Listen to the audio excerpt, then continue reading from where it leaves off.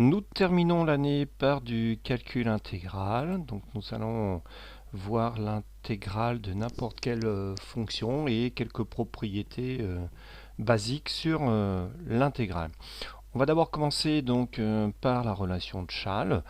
Bon, pour l'illustrer, un petit dessin pour bien comprendre comment ça fonctionne. Donc l'intégrale de a à b. Eh bien, si on prend un nombre réel entre a et b, un nombre c, eh bien l'intégrale de a à b permet d'écrire que c'est égal à l'intégrale de a à c plus l'intégrale de c à b. Bon, vous voyez tout de suite pourquoi on appelle ça cette relation de Schall. Ensuite, une fonction donc définie à partir d'une intégrale. Donc comme on l'a vu pour l'aire sous une courbe, donc la fonction qui est un nombre x associe l'intégrale de a à x, eh bien, est une fonction dérivable dont la dérivée est la fonction petit f.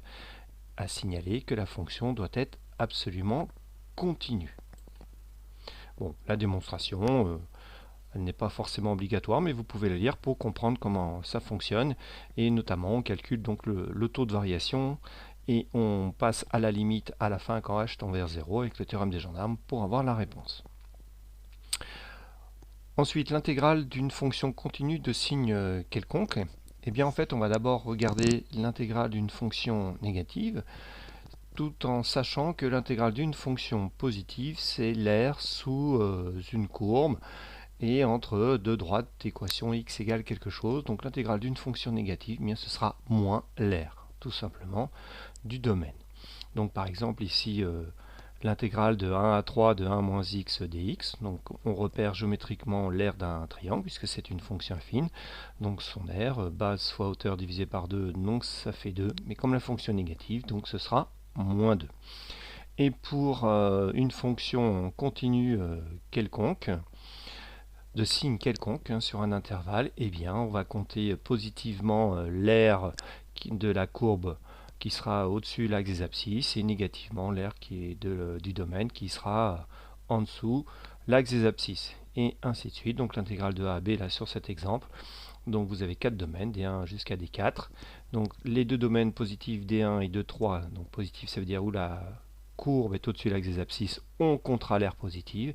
Et quand la courbe sera en dessous de l'axe des abscisses, on comptera l'aire négativement. Et puis donc on donnera comme définition à l'intégrale, comme celle qu'on avait vue pour une fonction continue positive, c'est-à-dire on prend une primitive en la borne supérieure moins la primitive en la borne inférieure. Donc un exemple avec un polynôme du second degré orienté, dont la courbe est orientée vers le bas. Donc moins x carré plus 4x moins 3. On prend une primitive entre 1 et 4. On remplace par la valeur en 4 moins la valeur en 1. Et on fait le calcul, on trouve 0. Donc évidemment, ça ne peut pas correspondre à une aire, puisque si on a une aire nulle, c'est que la fonction est nulle. Donc ce qui veut dire qu'il y a une partie positive et une partie négative.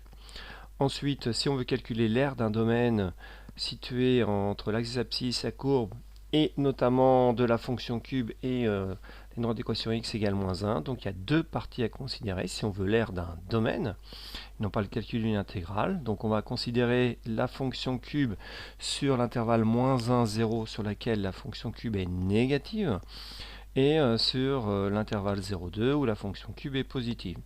Donc on sépare l'intégrale en deux pour calculer une aire. Ensuite, les propriétés qu'on va admettre, mais qui ne sont pas très difficiles à démontrer. Donc si on prend l'intégrale de b à a, donc on va considérer que c'est moins l'intégrale de a à b, puisqu'on va dans l'autre sens pour le déplacement. Et au niveau du calcul, eh bien, c'est une primitive en a moins la primitive en b, donc c'est l'opposé de l'autre. Ensuite, l'intégrale de c à c, eh bien, d'une fonction vaudra 0, tout simplement parce que c'est comme si on calculait l'aire d'un segment qui est nul. Et enfin, l'intégrale d'une constante, donc c'est l'aire du rectangle, entre guillemets, de hauteur m et de base b-a. Une définition importante, c'est la moyenne d'une fonction. Eh bien, en quoi ça consiste? Eh bien, comme vous voyez sur le dessin, donc on a eu, dans le cas d'une fonction positive, donc l'aire sous la courbe. Et donc, quelle va être la valeur moyenne? On va chercher un rectangle de même aire que l'aire sous la courbe. Donc le rectangle aura la même largeur, donc c'est-à-dire b-a, et sa hauteur qui sera une constante qu'on va appeler lambda, eh bien, fera en sorte que lambda fois b-a, c'est-à-dire l'aire du rectangle ici qui est en rouge, hein, donc lambda, la hauteur fois la largeur b-a, doit être égal à l'aire sous la courbe, c'est-à-dire à l'intégrale. Donc que vaut le lambda? Eh bien le lambda, c'est donc l'inverse de b-a intégrale, non pas de b à a, mais de a à b. Il y a une petite erreur de sens.